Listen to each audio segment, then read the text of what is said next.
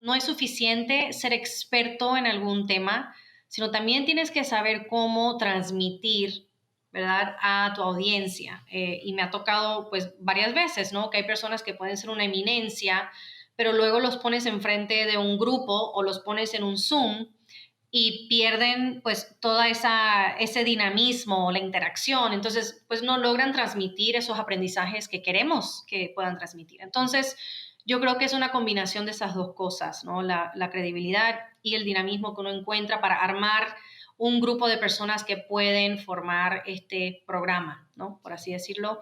Yo creo que esos son algunos de los retos. Hola, soy Magali Bejar y esto es Tiene que haber algo más. En el podcast analizamos la historia de profesionales de todo el mundo que se transformaron para estar alineados con sus valores. Desarmamos la historia para entender cómo lo hicieron. Nos ayudas un montón si te suscribís en la plataforma que estés escuchando este podcast. Estabas escuchando a Diane Garza. Ella es de Miami, Estados Unidos, fundadora de iCatalyze, una consultora que ofrece desarrollo de liderazgo y coaching. Todas las semanas comparto ideas en el correo donde escribo el detrás de escena, lo que voy aprendiendo y mis recomendaciones. Búscalo en tienequehaberalgomás.com/correo. Antes de empezar, tengo un anuncio rápido. Lanzamos la comunidad de Tiene que haber algo más. Después de recibir cientos de mensajes, esto existe porque ustedes lo pidieron. La comunidad es una membresía donde aprendemos con otros profesionales desde 3 continentes y más de 25 ciudades. Esto es para conectarnos entre todos, con personas que trabajan en cosas diferentes, pero que tienen una forma parecida de pensar. Es ideal para vos si también sentís que a veces a tu alrededor no te terminan de entender a dónde querés llevar tus ambiciones con tu carrera profesional o tu vida. Unite en tienequehaberalgomás.com/comunidad. Ahora sí, vamos con Diane. Hola Diane, bienvenida. Tiene que haber algo más. Gracias por venir hoy a conversar conmigo. Claro que sí, gracias Magali por la invitación. Un placer tenerte acá. Quiero que empecemos por ¿qué es el éxito para vos? Vamos al grano, ¿verdad? Directo, no hay tiempo para perder acá. Pues sí, es una muy buena pregunta, creo que es algo muy individual. En mi caso, el éxito es sentirme plena y para mí sentirme plena es estar rodeada de personas que yo quiero y que me quieren. La reciprocidad es importante y sentirme que estoy teniendo un impacto en ayudar a otras personas. Yo sé que suena tal vez muy ambiguo, muy amplio, pero desde que era chiquita siempre he tenido esa necesidad, esas ganas de aportar al crecimiento de otras personas. Entonces yo creo que en esos dos sentidos, pues es la familia y lo que hago a través de mi trabajo de empoderar a personas. Bien, quiero empezar un poco por el final, que es, vos siempre tuviste como, vamos a llamarlo un poco talento innato, predisposición para tener roles de liderazgo, pero hubo un momento en tu carrera que cambiaste de ser vos la que estaba en el foco a ayudar a otros a que lideren mejor. ¿Cómo viviste para esa transición de dejar de estar vos adelante del foco? Sí, totalmente. Yo desde que estaba en la primaria, o sea, desde que estaba en la escuela, siempre era la que ayudaba, la maestra, la que tomaba el puesto de voluntariado para liderar algún grupo, alguna actividad escolar. Y luego ya me empecé a postular para ser presidenta de mi generación y pues ganaba y me encantaba estar ahí organizando todas estas actividades. Y ya luego en mi primer trabajo, después de graduarme de la universidad, sí me tocó asumir un rol importante, era vocera de una ONG a nivel mundial y me tocaba estar en procesos complejos y ahí pues alzando la voz, ¿no? Promoviendo los derechos humanos y la democracia en Cuba. Era un trabajo de activismo muy importante que me apasiona mucho y bueno, me tocó liderar varios procesos. Y yo creo que el cambio ocurrió cuando empecé a trabajar en la Universidad de Georgetown, ¿verdad? Era para mí muy importante porque regresaba a mi alma mater donde yo también estudié y especialmente iba a estar trabajando con Latinoamérica. Entonces era poder unir tantas cosas que me apasionaban, me apasiona la región, poder aportar hacia el desarrollo de Latinoamérica y potenciar a las personas. Entonces ahí es donde me empecé a dar cuenta que ya yo no era tal vez la que se llevaba la gloria o la que estaba al mando, ¿no? Liderando tales iniciativas, pero estaba en un rol importante porque me tocaba ayudar a otras personas a poder ejercer ese liderazgo en diferentes ámbitos, en el ámbito social, en empresas o en gobierno. Entonces ahí yo empecé a cambiar el chip. De hecho, de ahí es donde nace el nombre de mi empresa, porque yo sí me veo como catalizadora, ¿verdad? De ahí viene I Catalyze. Entonces empecé a ver de que, bueno, ahora ya no me toca a mí liderar estas organizaciones o liderar estos procesos, pero tengo un rol tan importante como ser el líder, que es ayudar al líder o la líder en que ellos puedan tener las herramientas necesarias para enfrentar retos, que puedan ayudar a sus comunidades. Entonces, eso también me empezó a llamar la atención y vi la necesidad también que había en ese espacio para poder ayudar a potenciar estos líderes. Entonces, sí fue un tema, lo tengo que admitir, del ego, de que espérate, ya yo no soy la que figura, ya yo no soy la protagonista, y eso lo tuve que superar también, pero lo pude reemplazar con la satisfacción de poder ayudar a estas personas y verlas crecer. Ujú. ¿Qué te ayudó para manejar el ego? Porque sí, es difícil cuando tu nombre no deja, o sea, deja de aparecer para que aparezcan otros, como que vos estás detrás de, estás Yo ayudando, pero creo estás, que sos parte de la obra. Claro, yo creo que viene con un proceso de madurez, un proceso también natural, y creo que va muy ligado también con tu primera pregunta de qué es el éxito para ti, ¿verdad? Antes tal vez el éxito era ver mi nombre en el periódico o ver mi nombre en alguna publicación, y luego tuve que redefinir qué es el éxito para mí. En ese entonces yo también ya estaba en proceso de empezar una familia, me había casado, entonces ya estaban cambiando mis prioridades también. Ya no era tanto el que, ay, ya quiero estar en todos los eventos o quiero viajar, no, ya mi tiempo lo veía de otra manera, ya yo quería dedicarle tiempo a otras cosas también. Entonces yo creo que fue una combinación de ambas cosas, lo profesional y lo personal, que me ayudó a redefinir y ahí le empecé a ver el valor a otras actividades. Dije, espérate, también hay valor en otras cosas más allá de lo que yo veía antes. Ahora sí, ya yo veía el valor de ayudar más, de potenciar a otros, de estar detrás de las escenas, pero sabiendo que esas personas se llevaban algo que yo les pueda aportar. Eh, y también es difícil porque uno no lo ve, el impacto uno no lo ve en lo inmediato y a veces nunca lo ve. Pero, por ejemplo, ahora me tocó hace unos meses ir a una reunión de exalumnos en Georgetown y me topé con varios que hacía años que no los veía y de repente una persona me dijo, Diane, es que después de que hice el coaching contigo, yo cambié mi vida. Y yo, pero ¿cómo?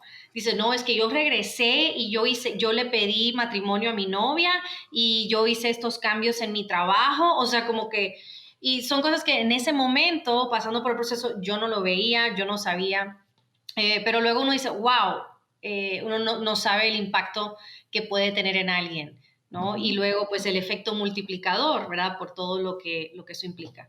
Entonces, yo creo que es de eso, redefinir las prioridades y sí darse cuenta que hay otras cosas que también le dan valor a uno y que los pueden llenar más allá de lo que uno pensaba que, bueno, solo el ego y solo ver mi nombre. Y después dije, no, hay otras cosas que también dan valor. Ujú.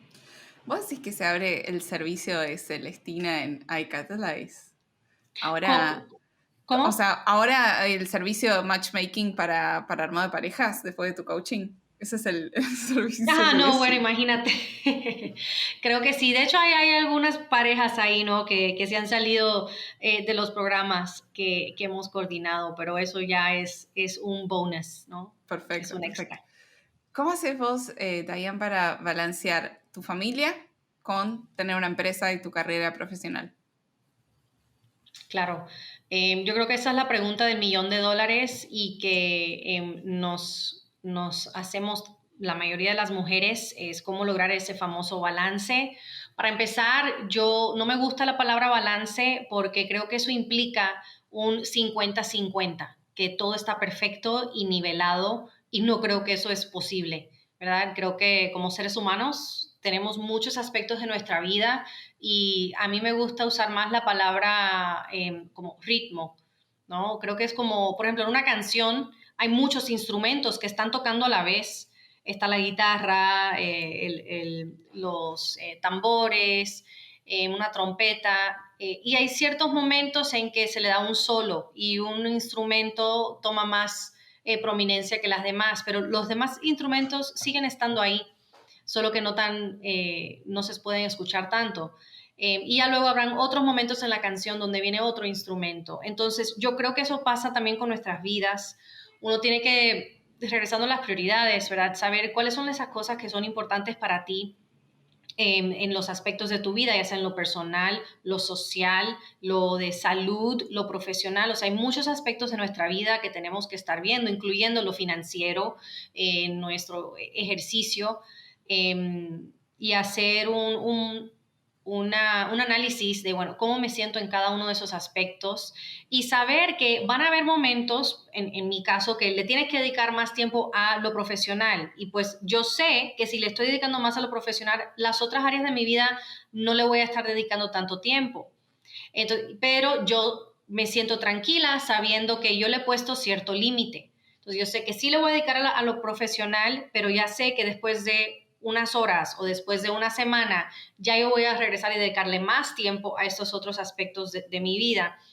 Uno tiene que estar cómodo con eso porque luego es muy común que sientas el mom guilt, que le llaman, o sea, sentirte culpable de que, ay, es que estoy en un evento y no estoy con mis hijos, o estoy dedicando a mis hijos y no puedo ir a esta actividad del trabajo. Entonces, pues con eso tampoco vas a ser feliz porque no estás ni con una ni con otra cosa. Entonces, yo creo que es importante que uno ponga esos límites de saber a qué le voy a dedicar mi tiempo. Y también es importante tener ayuda. Yo creo que no existe la supermamá ni la supermujer, superhombre. Todos tenemos que trabajar en comunidad, necesitamos ayuda y no tener miedo de pedir ayuda. Ya sea en lo profesional, cuando necesitas un break, necesitas flexibilidad para lidiar con algo personal, o viceversa, en tu familia, si necesitas ayuda de alguien que te cuiden a los niños, un tiempo extra para tú poder dedicarle algo del trabajo. Yo creo que esa para mí ha sido la clave, esas dos cosas, saber cómo poner limitaciones y saber que van a haber momentos para distintos aspectos de mi vida y también tener ayuda y apoyo en casa. Me gusta. Todo lo que contaste hasta ahora me da la sensación que nada fue un camino lineal. No, para nada. Quiero saber cómo manejaste vos los momentos más de mayor incertidumbre, llamémosle, los momentos más bajos de toda esta montaña rusa, que ayudaron a que puedas salir de ese momento y que la historia es como la conocemos hoy. Sí, yo creo que sí estoy de acuerdo que mi historia no es lineal para nada. De hecho, si tú me hubieras preguntado hace más de 10 años, cuando yo estudié en la universidad, yo quería ser abogada. Yo me estaba preparando para estudiar derecho y hasta hice el examen que se tiene que hacer aquí en Estados Unidos para entrar a la Facultad de Derecho. Pero luego me di cuenta, trabajando en un bufete de abogados, que la mayoría de su tiempo, por lo menos en esta área en que yo estaba, lo pasaban con mucho papeleo, con muchos documentos, mucha lectura y estudio. Y en mi caso personal, o sea, para mí, mi personalidad es más de estar con las personas, estar más activa, interactuando con otros. Y dije, no, yo no puedo para esto, no, esto no es lo mío. Y ya me di cuenta de que si solo iba a hacer algo por un título o un pedazo de papel que dijera que yo tenía cierta credibilidad, pues eso no era suficiente, no valía la pena. hacerlo por eso. Porque pues yo me imaginaba el glamour, ya sabes, de las películas de Hollywood, de estar en la corte, I object. Y dije, no, pero eso no es la realidad, ya me di cuenta y entonces empecé a trabajar en otras cosas. Entonces definitivamente mi camino no ha sido lineal. Yo también pensaba que quería incursionar en la política. O sea, yo estudié ciencias políticas y por eso, de hecho, quería estudiar derecho para estar más preparada. Y no descarto que a lo mejor en algún futuro sí quiera hacer algo más de activismo político, de involucrarme más en temas públicos. Siempre he tenido esa pasión y de hecho manejo varios programas que apoyan a servidores públicos y me encanta por eso. Pero poco a poco las oportunidades también me han ido ayudando a definir hacia dónde voy. Entonces, yo decidí estudiar responsabilidad social, una maestría en México, porque pensaba que unía varias de las cosas que me gustaban en ese momento, que era cómo servir, cómo apoyar a las comunidades, a organizaciones de la sociedad civil, desde lo empresarial, ¿no? Era como juntar esos dos mundos. Y ahora, pues ya sabemos, eso se ha convertido en un tema súper importante. Eh, pero estando ahí fue donde salió la oportunidad de trabajar en la Universidad de Georgetown. Entonces eso para mí fue como un parteaguas muy importante porque era o sigo por este camino que yo pensaba que el que me había imaginado, o voy por algo que no estaba en mi radar para nada, pero es una gran oportunidad, ¿no? Entonces decidí sí tomar esa oportunidad en Georgetown por lo que lo implicaba, como te decía, regresar a mi alma mater, tener un impacto en Latinoamérica, ayudar a formar a otros líderes. Pero en lo personal era muy difícil porque mi esposo pues estaba trabajando en el gobierno en México, implicaba que estuviéramos a larga distancia. Y nosotros pensábamos que él ya se iba a poder trasladar también a Washington, pero ya después que empecé a trabajar en Georgetown, le ofrecieron a él un nombramiento político en el gobierno en México, así en el gobierno federal. Entonces, para él también era una gran oportunidad, una de esas que casi que no puedes decir que no, era un rol muy importante. Y ya yo estaba trabajando en Washington. Entonces decíamos, pues, ¿qué hacemos, verdad? En dos ciudades distintas, dos capitales. Entonces, esa fue una etapa para nosotros con mucha incertidumbre de qué hacemos, cuál será la mejor decisión. Y yo creo que en ese momento pues decidimos apostarle al crecimiento profesional de los dos, ¿verdad? Él me apoyó tanto en que yo fuera a Washington que tomara esa posición y dije, pues yo también te apoyo a ti. Era una oportunidad muy importante para él en su carrera política y pues decidimos hacerlo, ¿no? Asumiendo las consecuencias, ¿verdad? De estar larga distancia, de no estar juntos. Entonces ahí pues encontramos otras maneras ya más adelante, después de tomar la decisión de que pudiéramos estar más tiempo juntos. Yo viajaba bastante entre ambas ciudades y podía como trabajar de manera remota por varios periodos y eso fue lo que nos ayudó, ¿no? a sobrellevar esa situación, pero me acuerdo en esos momentos, fue como una semana casi de tratar de tomar la decisión, ya sabes, de que no sabes si sí, si no, sientes que todo se te está derrumbando, este gran plan que uno tenía, pero luego lo pudimos superar y claro, de eso nuestra relación salió mucho más fortalecida, pero en lo profesional también, ambos con cierto crecimiento y algo que nos ha llevado a otras oportunidades. Entonces, yo creo que a veces uno piensa que solo hay, y esto de hecho yo se lo digo a mis clientes de coaching que están viendo temas de hacia dónde ir en su carrera, y creo que hay un mito de que solo hay un camino correcto, y si tomas la decisión incorrecta, o sea, te vas a derribar por el resto de tu vida. Y yo digo, no, hay muchas posibles opciones, hay muchos posibles caminos y muchas buenas opciones que puedes tomar.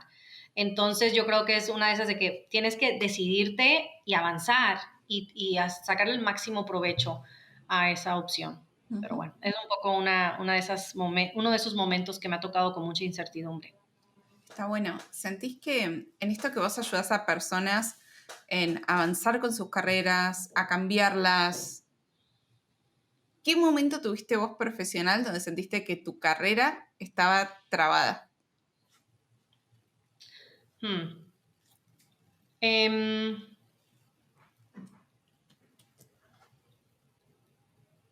a ver, creo que me pasó hace unos 2 años. De hecho, fue justo al empezar la pandemia. Porque, bueno, yo después de estar en Georgetown por varios años, cuando me embaracé con mi primer hijo, tomé la decisión de irme de Georgetown, o sea, de ya no trabajar tiempo completo. Lo bueno es que sí pude pues negociar cierto acuerdo en el que yo sigo vinculada con la universidad, pero ya más bien por proyecto, por contrato, pero sigo aportando a esto que tanto me gusta, ¿no? Que es de empoderar a líderes a través de la formación.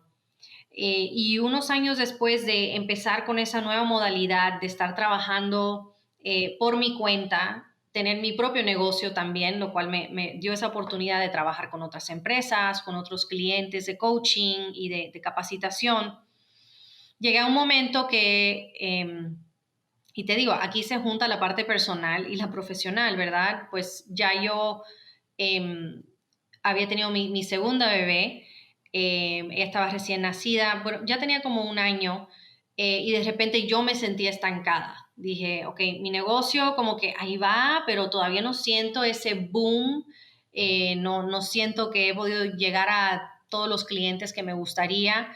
Y entonces yo decidí contratar una coach también, porque dije, algo tiene que cambiar, pero yo no sé lo que es, no sé lo que tengo que cambiar. No, uno no siempre tiene las respuestas. Entonces, a través de este proceso de coaching me ayudaron a indagar un poco más de qué es lo que yo realmente quiero hacer, qué es lo que realmente me mueve, me apasiona, incluso dónde es que yo puedo agregar más valor en cuanto a un valor de propuesta para un cliente. Y también me dieron muchas herramientas que me hacían falta. Pues yo no estudié negocios, yo más bien pues iba avanzando como Dios me dio a entender, pero tampoco tengo toda la metodología. Entonces eso también me ayudó mucho en organizarme mejor, en ser más estratégica. Yo siempre digo que en ese momento es cuando yo empecé a verme como CEO. Antes de eso, yo como que, bueno, ahí voy contactando a personas y voy haciendo algo de coaching, pero no me sentía como empresaria. Eso, la verdad que ese cambio de mindset fue muy importante para mí y lo cual me ayudó incluso a tener más seguridad en lo que yo ofrezco, en lo que yo cobro, porque eso es otro proceso que uno tiene que vivir, de sentirse cómoda cobrando y es para otro tema, ¿no? Pero creo que en ese momento me ayudó mucho el coaching, la reflexión, o sea, introspección y también obtener herramientas que me ayudaron a trazar cuáles van a ser mis próximos pasos, ponerme metas claras, porque antes yo iba como un poco a la deriva y solo reaccionando a lo que las oportunidades que iban saliendo. Ya yo empecé a proponer cuáles son mis metas, hacia cuántas empresas o cuántos clientes de coaching quiero conseguir este mes. Y así ya mucho más metódico me ayudó a organizarme. Y la verdad que después estuve uno de los mejores años, ¿no? Hablando en temas de negocios y muy feliz. Y entonces ahora siento que estoy pues cosechando de eso y sigo pues con esa energía hacia adelante. Uh-huh. Entremos en este tema que mencionaste muy rápido, que es ¿por qué no nos sentimos cómodas o cómodos cobrando, poniéndole precio a nuestro trabajo? ¿Qué pasa ahí atrás? Que esto ya lo escuché 1000 veces y nos pasa a todos. Ay, sí. Pues a mí obviamente también me pasó y incluso mi esposo siempre me decía, es que Dayan, tú tienes que ser más firme, tú tienes que cobrar y no tener miedo. Él me coachaba también. Yo creo que una cosa yo creo que es muy evidente, si no vienes de un ambiente de negocios, pues no estás acostumbrado a eso, ¿verdad? No estás acostumbrado a negociar. Yo venía del ámbito académico, de sociedad civil, de otros ámbitos, entonces no me había tocado eso de cobrar por mi servicio. Eh, más bien era recibir un salario, que es diferente, ¿verdad? Pero ya cuando le tienes que poner un precio a tu valor, a lo que tú ofreces, es complicado. Incluso es algo como un enigma, como que la gente no sabe, pues cuánto cobra un consultor, eso la gente no lo publica, entonces hasta estás como un poco ciego, como que ahí tratando de descifrar, pero no sabes ni para dónde. Entonces, yo creo que algo que me ayudó mucho a mí es por una parte, hablar con ciertas personas de confianza que trabajan en recursos humanos o en diferentes áreas que me podrían compartir, pues cuánto están pagando ellos por un servicio parecido. Eso me ayudó a mí a tener algo de referencia en dónde moverme en este mundo. Y lo otro fue tener más experiencia. Yo creo que pues el tiempo es algo que no podemos evitar, que realmente ayuda, en el que vas trabajando con más y más clientes y te vas dando cuenta, espérate, yo sí puedo. Y vas viendo el impacto de tu trabajo y dices, bueno, mire lo que ellos pudieron lograr después de trabajar conmigo, ya te sientes más segura en lo que tú ofreces. Yo sí ya me siento que he llegado a este punto, que yo sé el impacto que yo voy a tener y yo sé que lo que yo hago y de la manera que yo lo hago tiene cierto valor que no se va a conseguir con otra persona, con otro facilitador o consultor. Entonces me siento muy cómoda ya diciendo, mira, esto es lo que cobro y si una empresa pues no puede o no le parece, digo, bueno, ok, no pasa nada. Sé que encontrarán algún otro proveedor que les pueda dar algo por otro precio, pero por lo menos yo voy a seguir apostándole a esas empresas que sí también valoran y le quieren invertir a estos procesos tan importantes que son pues un cambio de cultura o empoderar a los equipos directivos, ¿verdad? Entonces yo creo que para mí es un proceso interno, tienes que creértela y saber y estar muy segura de tu valor y no tener miedo. O sea, solo empieza con esa primera vez que cobras, o sea, le subes un poquito y te da miedo de que, ay, le voy a hacer send, lo voy a enviar, no sé si lo van a aceptar. Pero poco a poco vas agarrando esa confianza. Ujú. Bien.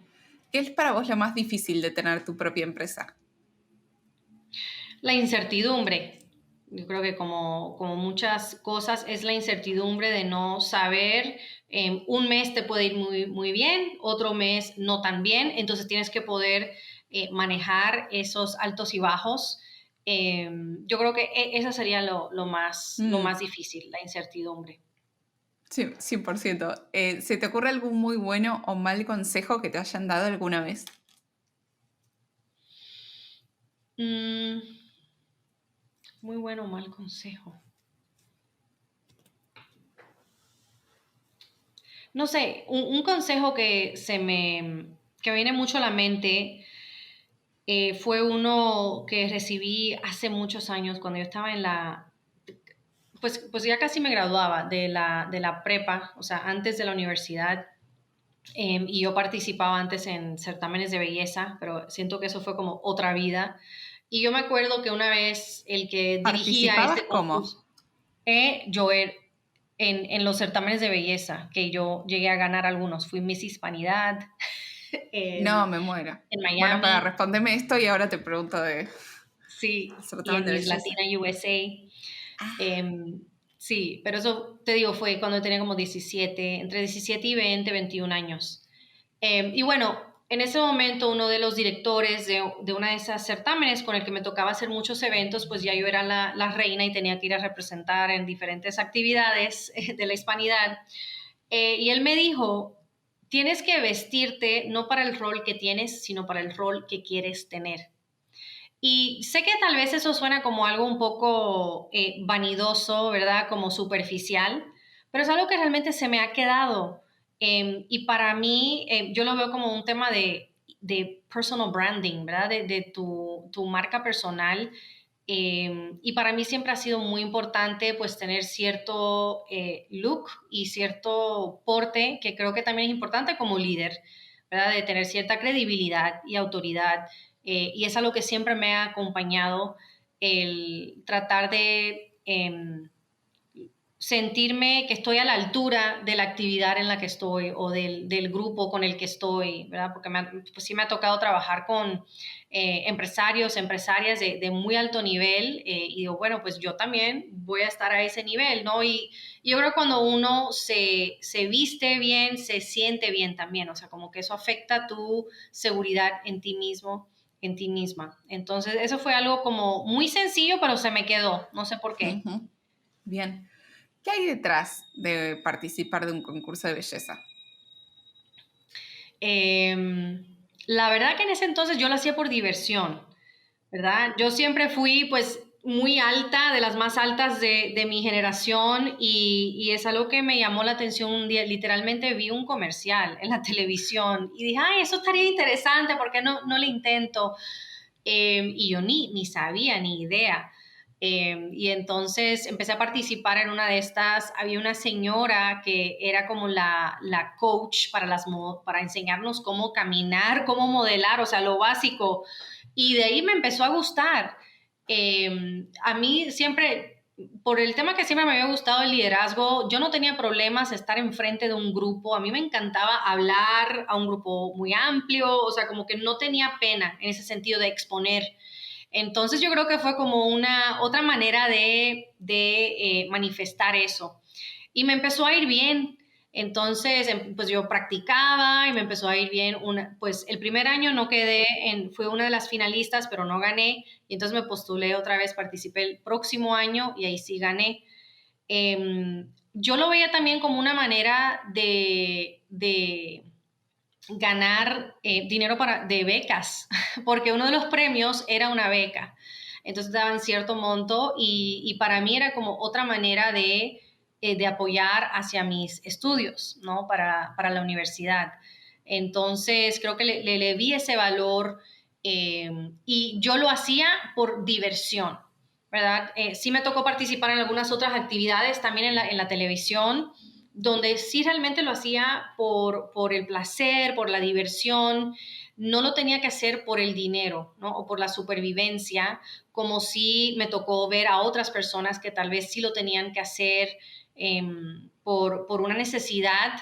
Y luego, pues como sabemos, pueden haber muchas otras cosas que no son tan glamurosas ni tan bonitas de esa industria y que gracias a Dios, pues a mí nunca me tocó porque nunca me vi en esa situación de necesidad, lo hacía por diversión, me encantaba y creo que es algo que me ha ayudado pues a tener más seguridad en mí misma y poder estar enfrente de una gran audiencia sin problema y poder expresarme, ¿no? Bien, qué experiencia. ¿Hay alguna otra cosa que no nos podamos imaginar de vos? Pues tengo certificación de buceo. Muy Yo bien. me, ¿Open water o advanced? Open water, sí, yo pues como me crié en Miami, a mi papá siempre le encantaba pescar y salir en el bote, entonces desde que yo era muy chiquita, desde los 10 años siempre salíamos a pescar, me encantaba el mar, todo lo que tiene que ver con el mar, entonces para mí fue algo natural de que bueno, yo quiero explorar, yo quiero meterme, entonces como a los 16 años pasé por un proceso de un curso y una certificación, hice mis pruebas pues allá en Los Cayos, que está al sur de Miami, y es algo que me encanta. De hecho, ya hace muchos años que no voy, siento que tengo que hacer una recertificación, pero ahora no tengo con quién bucear, porque no debes bucear sola. Entonces ya estoy esperando que mi hijo cumpla los 10, 14, 16 años para que él está loco por intentarlo, entonces para que ya tener mi partner para el buceo. Qué bueno, qué bueno. Bucear es una de Sí, esas sí. cosas donde las reglas de la física funcionan al revés que tu vida cotidiana. Como, Totalmente. Sí, algo que a mí me encanta del buceo es que realmente yo siento que estás en otro mundo, en otro mundo. O sea, a mí me ha tocado, pues, ya sabes, que te dejas ir y solo flotas con la corriente. Y es una cosa que te transporta, te relaja. Así que realmente es algo muy bonito. Sí. además, esta certificación que vos contaste, buceas a 18 metros de profundidad. No es como, no se imaginen, un snorkeling ahí en la, viendo desde Exacto. arriba. Exacto. Y es lo que he hecho hasta ahora con mi hijo. Él ha hecho el snorkeling desde arriba y le encantó.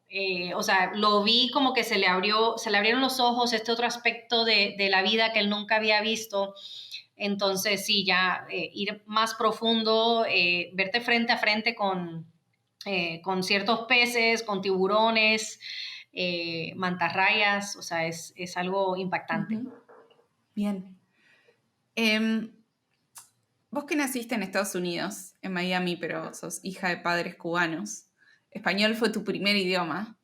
Sí. Quiero saber para vos cómo fue reconectar a través de los programas de liderazgo con otros países latinoamericanos. Porque a mí me encanta cuando viene alguien fuera de contexto y te dice, no, porque Latinoamérica, como si fuésemos los 500 países que hay adentro, misma cultura, mismo español, mismas costumbres. O sea, cada uno es otra cosa.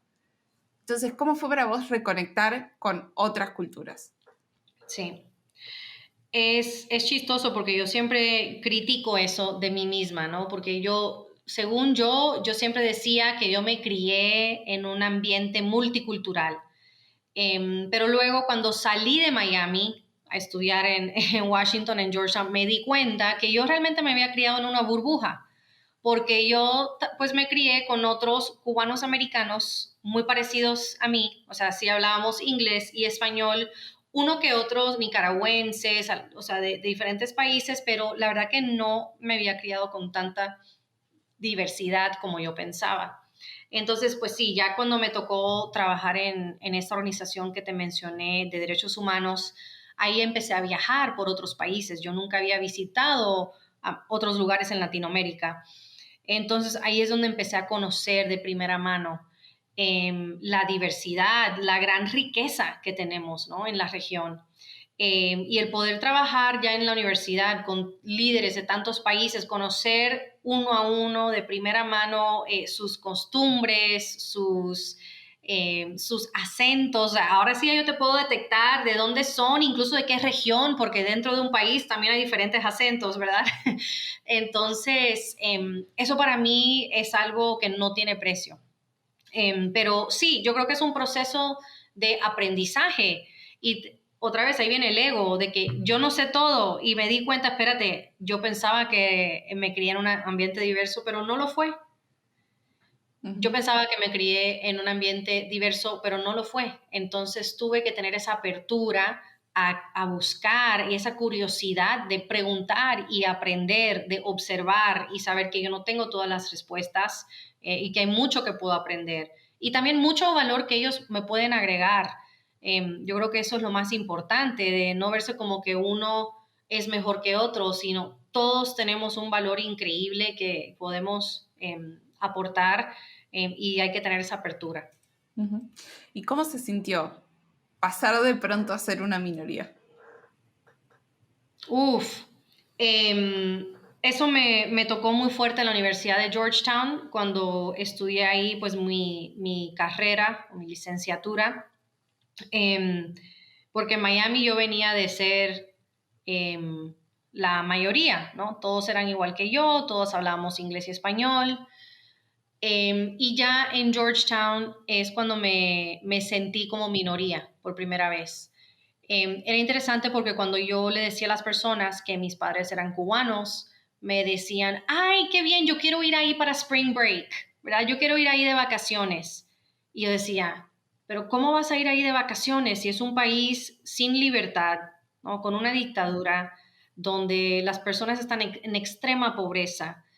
Entonces ahí es donde empecé a ver esa falta de conocimiento, de información acerca de nuestra región, específicamente de mi país, ¿no? De donde yo vengo y vienen mis papás. Entonces, pues como todo, te digo que siempre tenía esa predisposición para el liderazgo, pues me decidí unirme a una organización en la escuela, en la universidad, que era de estudiantes cubanos y cubanos americanos.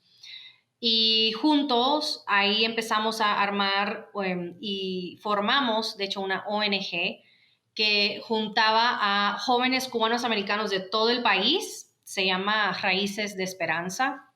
Era una ONG que buscaba crear conciencia en los diferentes campus acerca de la realidad de lo que está pasando en Cuba y que luego empezó a pasar en Venezuela y en otros países de la región, ¿no?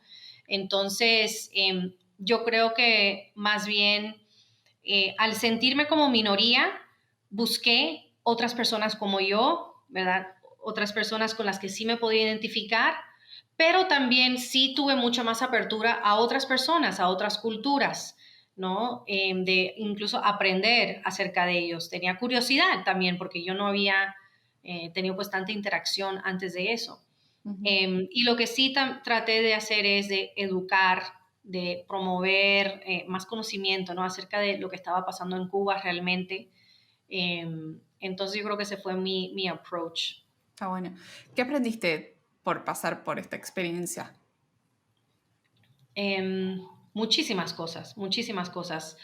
Em, yo creo que sentirte como minoría, bueno, también me tocó una vez con mi esposo, estando en Washington.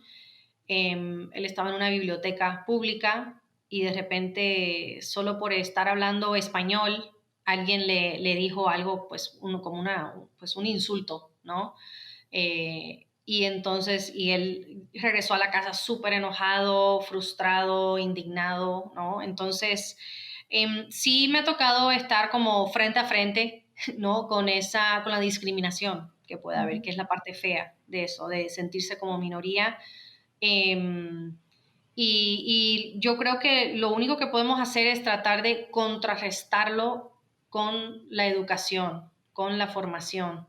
Ujú. Y yo creo que ese ha sido pues mi enfoque, ¿no? En todo lo que hago. Incluso en los programas que manejamos en la universidad, siempre es promover esa idea de que, a ver, todos somos diferentes y traemos diferentes fortalezas a la mesa y también vamos a encontrar cuáles son esas cosas que nos unen, ¿verdad? Porque juntos tenemos más fuerza y podemos tener mayor impacto. ¿Cuál es el desafío de diseñar programas de liderazgo?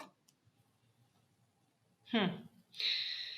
Creo que tienes que empezar con definir muy bien quién es tu público objetivo, ¿verdad? Porque hay pues diferentes fases en el liderazgo, ¿verdad? Hay personas que apenas están empezando a liderar o que son first time managers, que es primera vez que están dirigiendo a otras personas.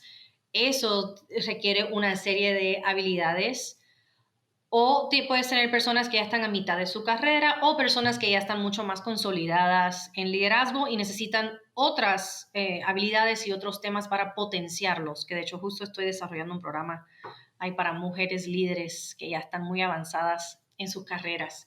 Eh, Creo que un reto entonces es ese, el definir a quién va dirigido y luego, que de hecho es parte de la diversión para mí, tú ahora que lo mencionas, sí es el reto, pero eso es lo que me atrae, que es armar el rompecabezas de cuáles temas queremos incluir, cuáles son los aprendizajes que queremos que se lleven y quiénes son las personas, los profesores o los expertos indicados para impartir esos temas. ¿Verdad? Porque algo que yo he visto es que no es suficiente ser experto en algún tema, sino también tienes que saber cómo transmitir, ¿verdad? A tu audiencia. Y me ha tocado, pues, varias veces, ¿no? Que hay personas que pueden ser una eminencia, pero luego los pones enfrente de un grupo o los pones en un Zoom y pierden pues toda ese dinamismo, la interacción, entonces pues no logran transmitir esos aprendizajes que queremos que puedan transmitir. Entonces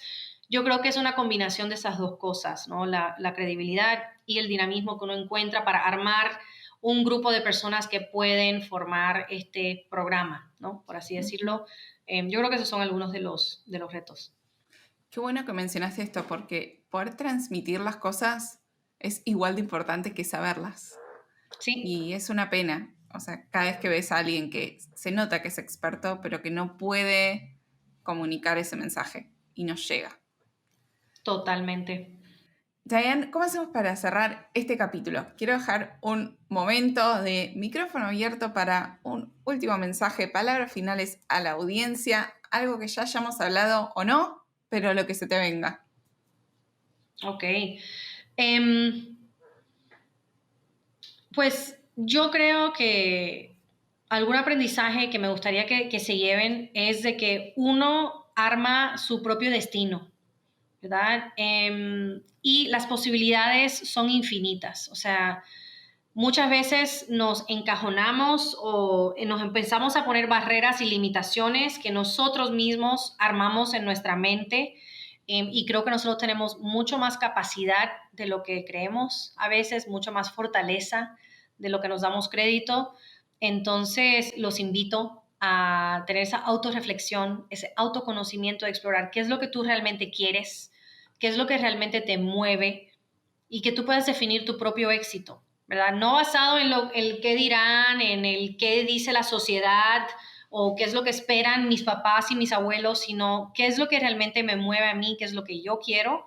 Y entonces buscarlo, o sea, qué pasos puedo tomar para hacer que eso suceda. Son pequeños pasos, poco a poco van construyendo y van creando ese futuro. Así que no tengas miedo de cuestionar y de tomar pasos para cambiar las cosas. Muy espectacular. Gracias, Dayan, por venir y compartir todo esto. De nada, muchísimas gracias por la invitación, Magali. Espero que les haya servido. Sin duda.